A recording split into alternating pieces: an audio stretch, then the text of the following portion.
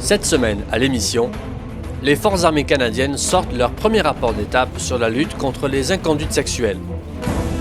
23 pays alliés se retrouvent à Rome pour discuter lutte contre le groupe armé État islamique en Irak, en Syrie et en Libye.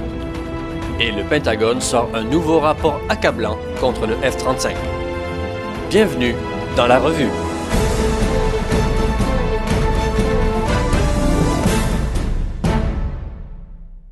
Dans un premier rapport d'étape des Forces armées canadiennes sur l'élimination des comportements sexuels inappropriés, l'état-major décrit quels sont les progrès réalisés dans la mise en œuvre des directives définies dans le cadre de l'opération Honneur, ainsi que des 10 recommandations formulées par Marie Deschamps.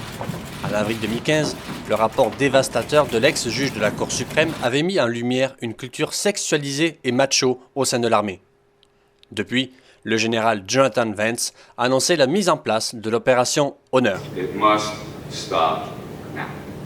L'ouverture d'un centre pour aider de potentielles victimes de comportements inappropriés le 15 septembre 2015 a été un pas en avant, mais reste encore marginal, avec seulement 8 plaintes qui ont abouti jusqu'à une enquête disciplinaire. Le général Vance a cependant indiqué que ce n'était que le début et qu'il faudra sans doute bien des années pour réussir. La Défense nationale dépense des millions en logement militaire, mais elle n'a pas clairement cerné ses besoins. C'est par ces quelques mots que le vérificateur général Michael Ferguson s'inquiète notamment de la gestion et des besoins réels. L'audit, qui a duré 5 ans, a déterminé que 1500 logements sont vacants et que l'Agence de logement des Forces canadiennes n'a pas de plan à long terme adéquat et approuvé. Plus de 10 milliards de dollars ont été promis jeudi lors de la conférence de donateurs à Londres pour aider les millions de Syriens épuisés par la guerre et tenter d'endiguer la crise des réfugiés qui menace de déstabiliser les pays d'accueil. La guerre a contraint 4,6 millions de Syriens à trouver refuge en Jordanie, au Liban, en Turquie, en Irak ou en Égypte, tandis que des centaines de milliers rejoignaient l'Europe. Les ministres des Affaires étrangères ou leurs représentants des 23 pays membres de la coalition formée il y a un peu plus d'un an pour combattre le I se sont retrouvés mardi à Rome après une dernière réunion à Paris en juin. S'il a bien été question d'Irak et de Syrie, les discussions se sont aussi et surtout concentrées sur la Libye. La coalition contre les djihadistes semble d'accord sur ce point. Il faut d'abord un gouvernement nommé, accepté par le Parlement et soutenu par la communauté internationale pour en finir avec le chaos libyen. Dans son communiqué final, la coalition internationale prudente s'est contentée de faire part de sa préoccupation devant l'influence croissante de l'EI en Libye et de réaffirmer sa disponibilité pour soutenir le gouvernement d'union nationale dans ses efforts pour établir la paix et la sécurité pour le peuple libyen.